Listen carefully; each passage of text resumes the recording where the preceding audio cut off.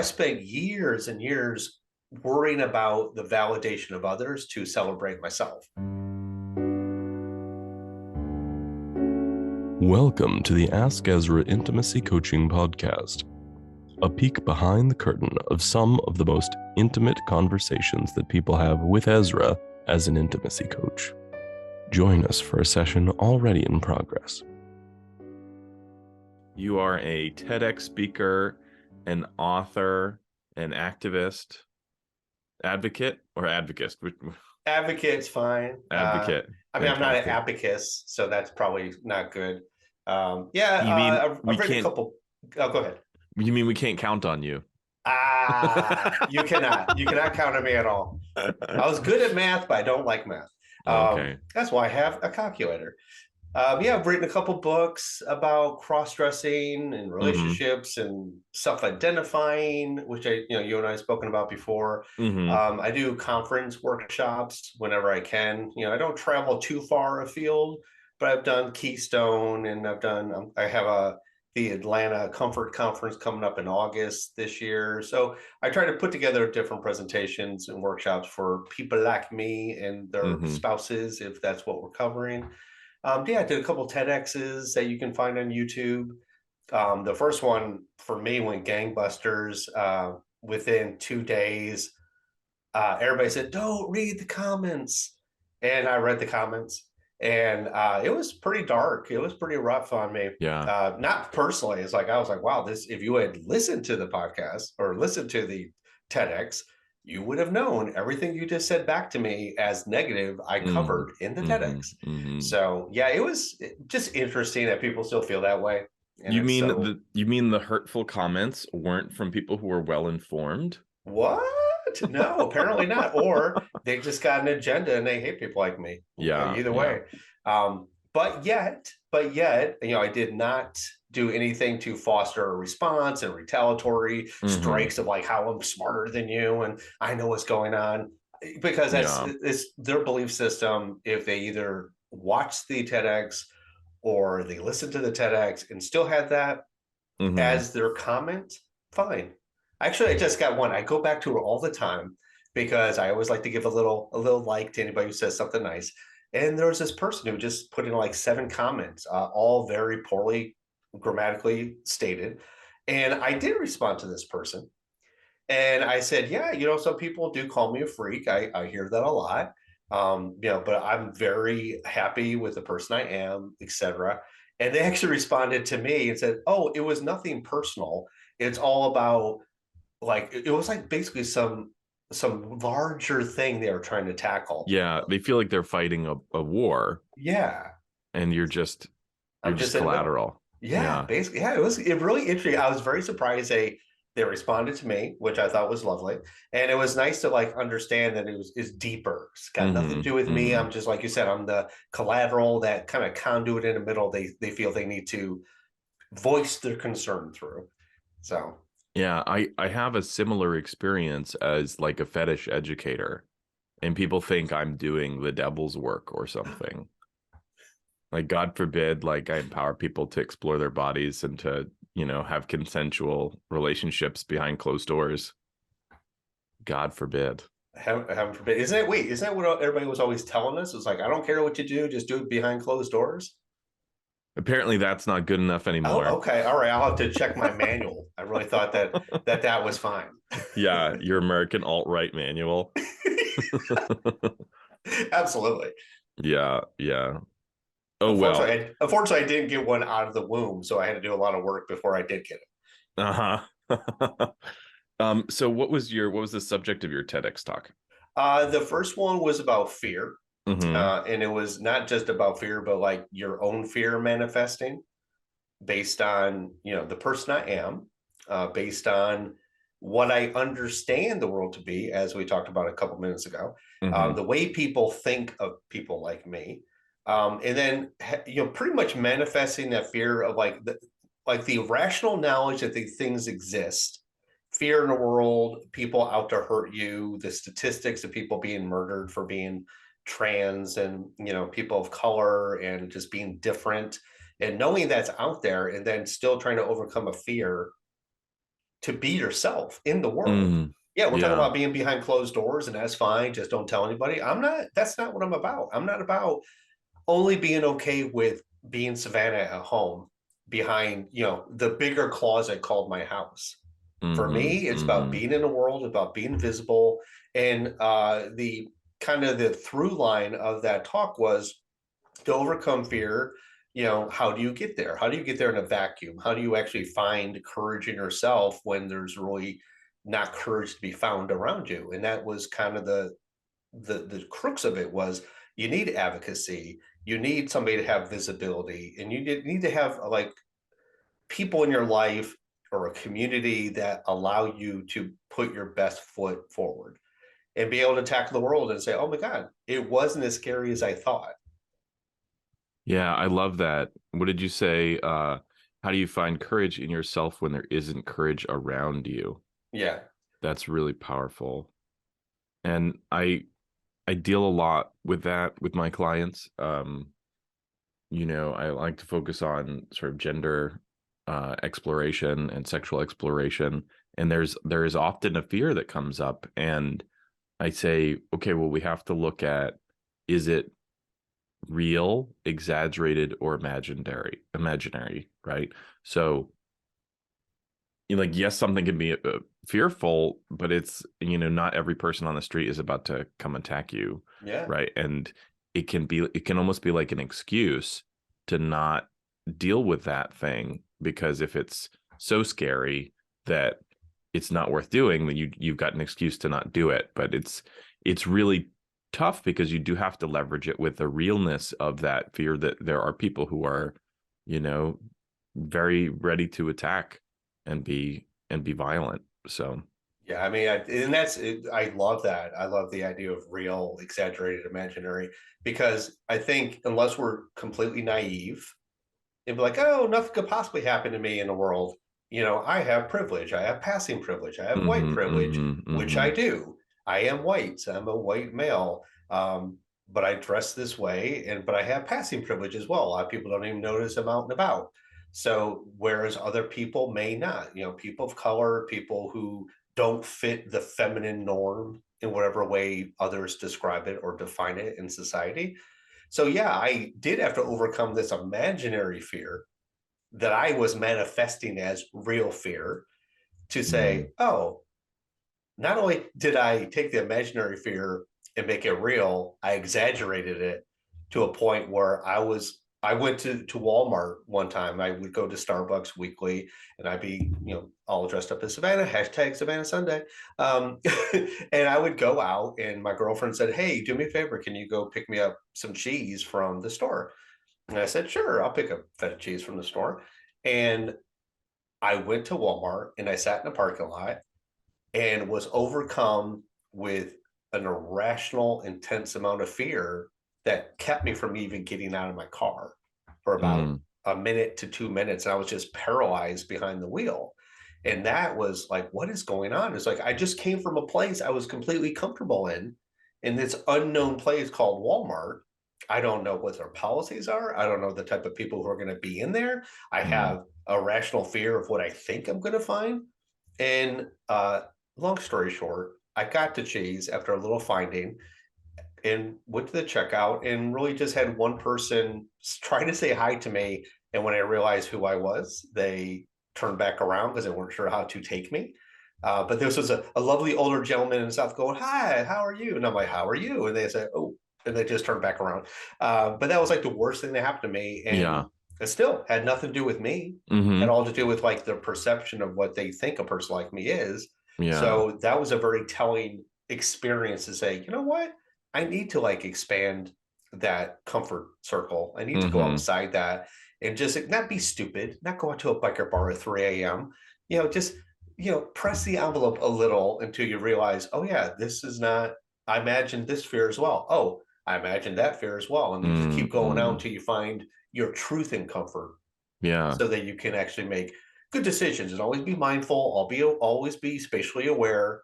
Don't put yourself in a situation where you're blindsided, which we know obviously blindsided means you didn't see it coming. But the more you prepare, the more courage you can have and the more ready you are. Yeah, absolutely. The more you prepare, the more courage you can have. I like that a lot. And I was going to say, maybe not a biker bar, but definitely a leather bar. Those are very welcoming spaces. So, Yes, they can be. I just actually was in Harrisburg, Pennsylvania, a few months ago for Keystone, and we went to a bar, and then they had like more of a queer bar above that, and then you paid, a door fee to get in, and then there was a puppy play on the third floor. They had to pay even more money to get in. So one of my troops said, "Oh my God, can I go see the puppies?" So I gave her $5, and she ran upstairs and got to see the puppy play at work, which was very funny. I'm like, wait, why is there a person in leather with one of those weird dog masks coming downstairs to get a drink from the bar? But it was fun. It was really, yeah. I had a good time. So you mentioned that you have like white male privilege. So I want to say, how do you identify? Ethnically white. Well, sure. Yeah, okay. Um, well, so you identify as a cross-dresser, is that right? Well, Ezra, I identify as many things. I Mm-hmm. started off identifying as I don't know what it is I'm doing when I'm 6 years Mm-hmm. old. Yeah. Like, I didn't know what the attraction to the clothing I knew my sister would wear and not a boy like myself. I didn't have language for that in the Mm-hmm. 70s. So, flash forward to 96, I moved to New York City, the big glam of drag and gay culture, and being like, oh my God, this thing's a real thing and it has names. Mm-hmm. And that's when, and don't get me wrong, I knew the word transvestite Mm-hmm. growing up, and it was already very stigmatized. It was already very underground and taboo, and had a lot of kind of just hate, kind of a surround to it. Mm-hmm. So it took me till the 90s in New York to be like, you know what, I identify as a transvestite. That is my label. And then I said, ew, I don't like that name, and like immediately threw that away for a cross dresser, because I was like, well, the Latin of transvestite is cross dressing or cross dressing. So I'll Mm-hmm. just Mm-hmm. use that word because it means the same thing. And it seemed to be a lot more, I'm not going to say accepted, but it was just softer. It was just a Yeah. little more PC, and it just didn't have that kind of gravitas of the language to it. So I spent from my 90s until probably 4 years ago with Mm-hmm. just like, I am a crossdresser. My two books, Living with Crossdressing, that is the title of both books, was a subhead. And that's it, Living with Crossdressing. That's how I identify. But then a few years ago, I realized for myself, I was like, well, I mean, why do I crossdress? Because people always would ask, oh, why do you do it? And you can't have a circular argument answer that says I cross-dress because I'm a cross-dresser. You have to have some other underlying thing that makes you have the need to cross-dress. So then I Mm-hmm. realized cross-dressing in the act of cross-dressing is a verb. It is an action. It is not an identity. Because now I'm getting into like gender identity, gender expression, and understanding Mm-hmm. those things. And then realize that, well, cross-dressing is not my identity. It is how I express myself through Mm-hmm. cross-dressing, but it's not the reason why I do it. So then I did a lot of introspection to say, well, what is it about me that makes me need to cross-dress? So I settled then on, you could say non-binary, you could say gender queer, you could say gender fluid. I settled on dual gender, because for me that seemed to be the most relevant, because I don't wake up and say I need to be feminine today or I need to be masculine today. It's like, it's not fluid. It is queer. It is non-binary. Mm-hmm. But again, my presentation is very binary in that it's very socially male or female. So in that way, I always struggle with like, well, how can non-binary be binary? I don't understand. Mm-hmm. It's just it gets very strange very quick. So dual Yeah. gender for me was what I settled on, in that I have a very specific male persona and I have a very specific feminine persona. And Mm-hmm. really there's no aggregate. There's no like, I will go out with a beard but makeup. I don't like mix and match. I'm not androgynous. So Mm-hmm. for me, that seemed to fit the bill the best. Sure, sure. That makes a lot of sense. And it sounds like this is something that you can celebrate, and what was that journey like to the place where you can celebrate it? Ooh, uh, tough, difficult. This is this has been over 50 years of me coming to terms because I didn't have the resources or didn't know where to find the resources to understand my specific lane.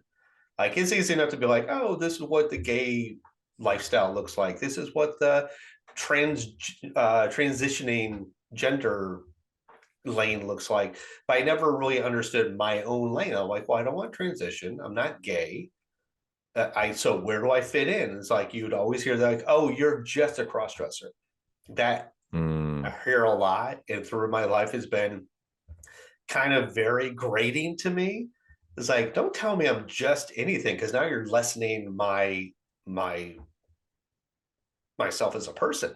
All of a sudden I'm less than you because, oh, you're a trans person, but I'm just a cross-dresser. Or like, I'm playing acting. I'm a weekend warrior. It's a hobby to me, but it's not a hobby to me. This is something, like many of us, where if you don't do it, or you don't have the ability to dress and present yourself in this way, in a feminine way, or even a masculine way for women, which is much easier, obviously, in society to be more masculine as a female than feminine as a male. And, people actually have mental difficulty and struggles by not being able to tap into their feminine sides in a very physical, emotive way. So for me, tapping into understanding myself, and also having a regularity of being able to say, I have a routine. I get the ability to dress as Savannah like every Sunday, or for you and me today, or whatever. Like, I have these touchstones where I always know I can look forward to have my feminine presentation. So my journey, going back to the question, the journey itself has been very closeted for many, many years. I've had, since I was married once in the 90s. She knew eventually, and we tried to do a little bit of play around that, but we divorced for different reasons.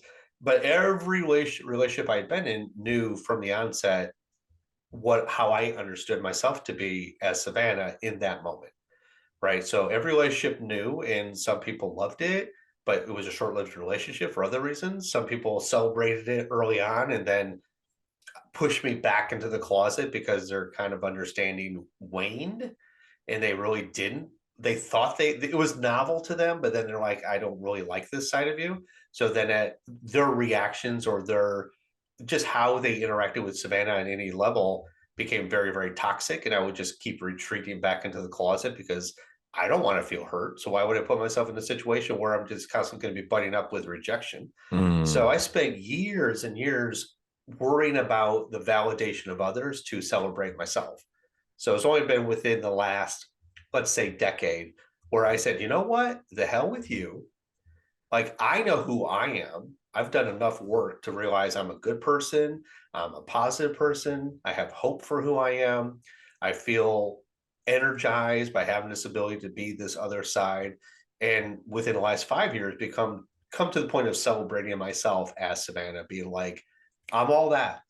I'm here. I'm queer. Get used to it. You start. I'm not flying, rainbow flags, but I am celebrating the person I am, and not allowing myself to be derailed by other people's invalidation.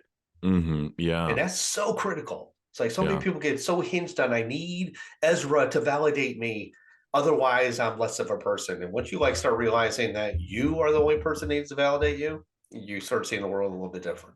I love that. You got all these gems. Validation not hinging on others' validation. Yeah. That's wonderful. And I'm so happy you can be in a place of celebration, and of, it's really empowering to dress the way you'd like to dress. If you like the Ask Ezra podcast, then let me know. Comment on your favorite episode. Let us know what you enjoyed or what you'd like to see more of. I'd like to bring up a trend that I've seen. I worked for several years in a professional dungeon, and we have a room dedicated to sissification, quote unquote, right? And I know for a lot of people, the experience of cross-dressing is like a degrading experience. And then I know for a lot of other people, or maybe for even the same people at different times, it is an empowering experience. And so I wanted to ask, is there like a social boundary between those two communities? Is it sort of, part and parcel of a similar journey, or is the reason that somebody is cross-dressing like a huge importance in terms of where they fall socially? Ooh, well, that is a deep question, Ezra. I'm gonna like step it back a bit because there's sissification, there's forced feminization, there is infantilism, there is, which is kind of an adjunct to sissification, where Sure. they get to wear the little petticoats, but they like wearing diapers for some reason, and that's comforting. There Yeah. is the idea that they can regress to a point where they are totally cared for and dependent on the we'll call it the dominant in this case. I'm not sure what the name would be, but like they put themselves in the hands of the caretaker. Sure. And like so you see this adult in a crib and they're being fed and changed and they're completely dependent on this other person. And it's a way of surrendering and getting to this moment of comfort. When it comes to forced feminization, there's a couple different tacks, which is like you said, the degrading part of it. It's like it's taboos, like I should be dressed this way, and I feel like a submissive slut, and I'm degraded to be dressed this way. Oh, poor me. But yet there's a lot of empowerment, like you said as well, that says they want somebody else to take the responsibility to dress them that way.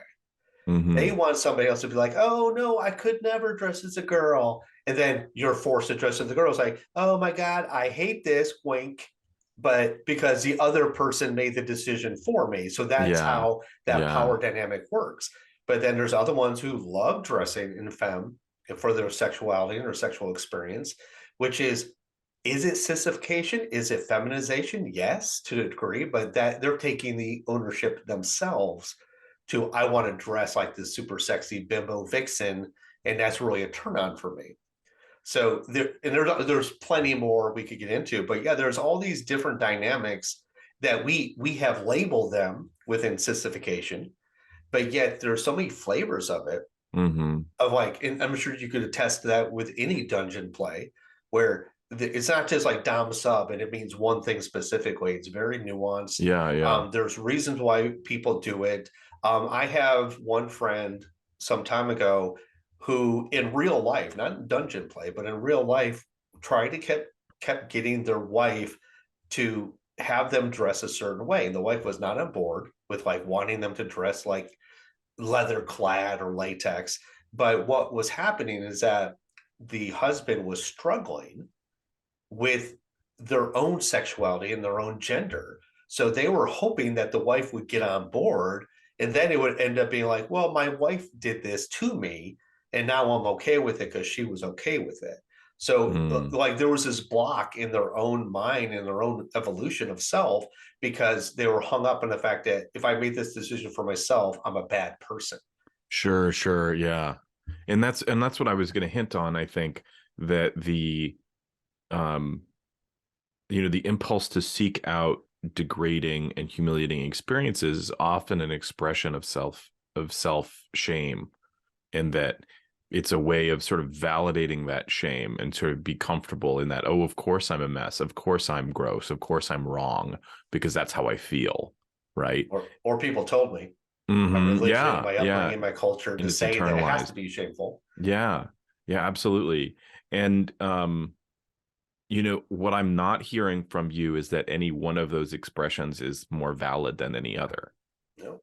Perfect. Yeah. I mean, that's the way I feel. I didn't know if there was like a cultural stigma within the community. There is. Trust me. We all know there's a cultural stigma when it comes to men dressing as women around the world. We know you and I live and breathe this moment. Bills are being in committee and being passed in this country, in the United States, like on 100-fold from like 6 years ago, because people are so rampant about the immorality of people, of drag queens and people going into the gender they feel they're that they feel is their gender. All this stuff is coming to a head again. And why is that? Because there is a one, misinformation, and two, a populace of this country who feels that the sheer act of me dressing this way for you today is a sin and it is shameful and it is something to be, something I should atone for because I'm a freak. I mean, I hear this all the time from different lobbies, different places. And at the end of the day, it's like, I'm not hurting anybody. I'm not hurting myself. I'm a productive member of the community. I pay my taxes. I have a roof over my head. I'm self-sufficient. What am I doing in my life that is so egregious to you and others in the masses that say there's something wrong with you because you put on a wig and a bra and panties? You're doing well, and you're showing other people that you can do that and do well. That's terrible. It's terrible of you Terrible. to do How that. could I? Should I be living in a gutter in Skid Row somewhere like a derelict? Yeah. And I meant to use a word a minute ago and I forgot to, because we had this conversation about degrading, but the other side of that spectrum of like change in social status is ennobling, right? And so when you put on that dress and you feel like so much more powerful, that's an ennobling experience. So so I think of them as the same. It's all play in the same space, like degrading or ennobling. Are you fired or are you king, right? I love it. And I'll tell you this, and I don't deal as much in the play that you're very adept at. For me, I deal with real life, right? So, and I don't mean it that way, but I deal with like the day-to-day, sure, absolutely, type of lifestyle. And what I tell people all the time is, whether it's for a man or a woman or a trans person, you empower what you wear, but what you wear empowers you. Like, don't tell me there's not a billion people out there who come home from work having to wear a dress or a three-piece suit, and they just rip those clothes out like from the moment they walk in the door, kick off the shoes so they can get into their comfy sweats or the Lululemons and just a nice loose like old beaten up sweatshirt from college and be like, oh, I feel so better, much better now.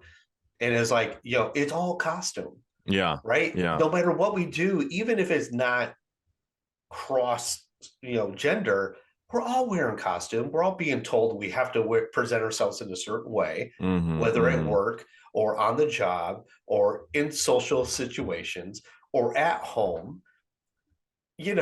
We do it all the time, every day. But we all have clothes that empower us or make us feel comfortable. And it's the same exact thing to a lesser or greater degree than me dressing for Savannah. Yeah. Like, for yes, sure. Yeah, like this dress empowers me. Wearing the undergarments empowers me. Putting the makeup on empowers me.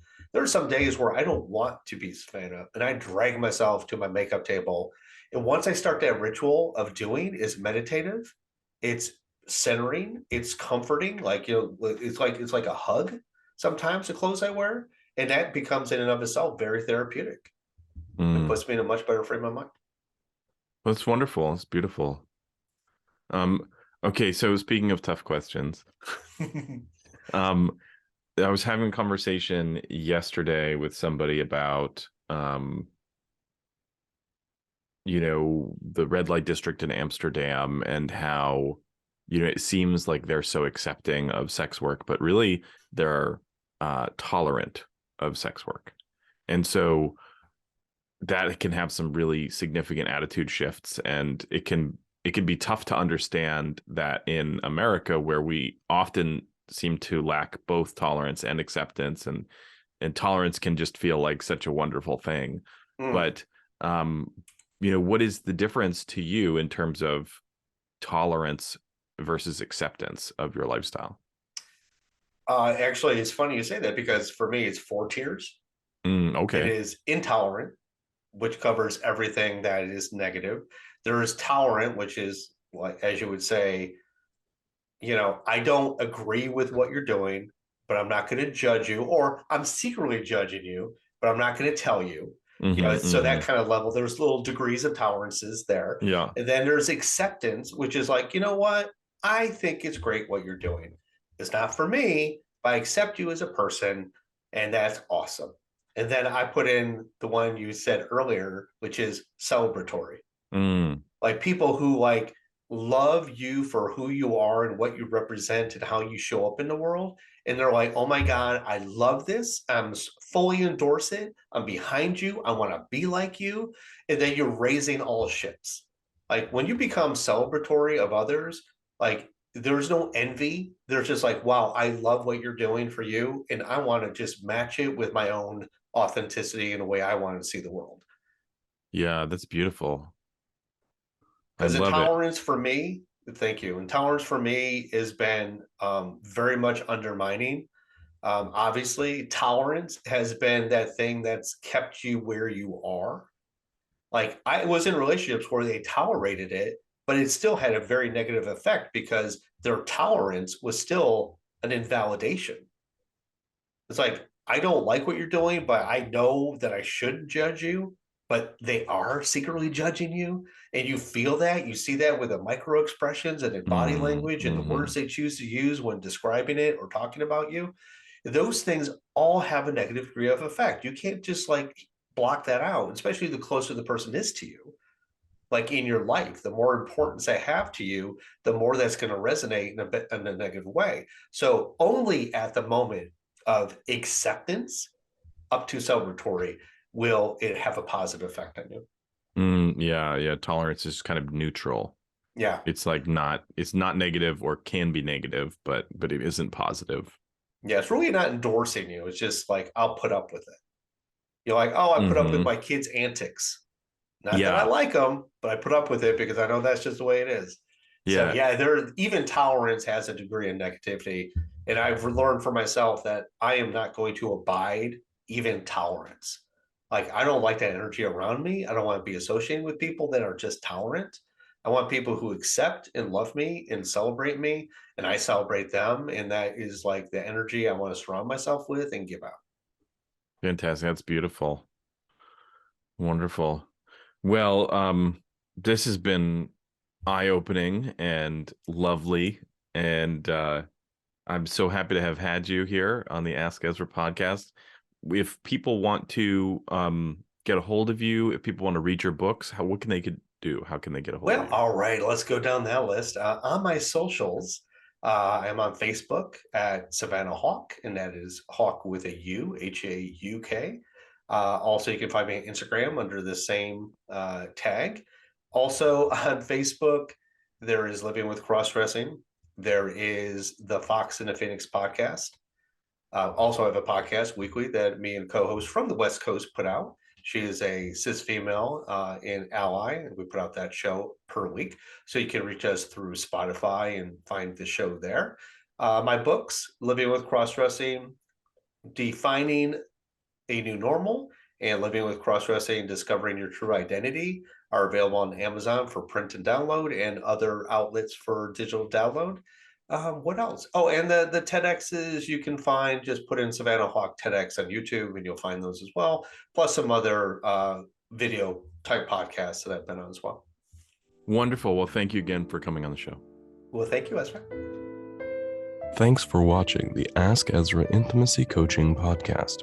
Support our show at patreon.com/AskEzra. Join us at the personal growth tier and receive a special thank you on the next podcast episode. A very special thank you to both Sarah Nash and Deb Matson for being Patreon supporters at the personal growth tier and helping make the Ask Ezra Intimacy Coaching Podcast possible.